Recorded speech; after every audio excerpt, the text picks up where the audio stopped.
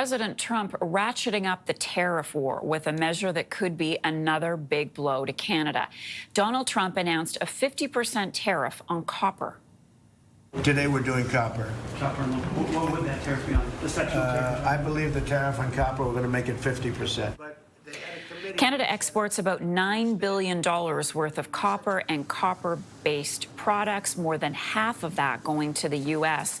CTV's Renee Rodgers is following the story for us. She joins us now with more. Renee, talk to us about these latest tariffs. Right. It's the latest potential blow to Canada's economy that has already been hit by tariffs on steel, aluminum, and autos. And now Trump threatening to impose a 50% tariff on all copper imports into the United States. The U.S. is a major market for Canadian copper. In 2023, just over half of our copper exports went to the States for a total of about $4.8 billion.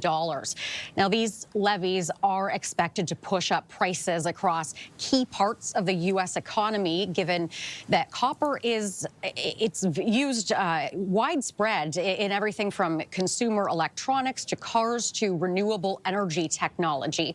Now, Trump also said on Tuesday that he would be imposing new tariffs on pharmaceuticals of up to 200% unless drug companies, quote, get their act together, he said. Now, he did suggest that he would give a one-year reprieve from that to give manufacturers time to prepare. Now, I should mention, Marcia, that these tariffs are separate from Trump's massive tariffs that he imposed on countries from across the globe for his big Liberation Day.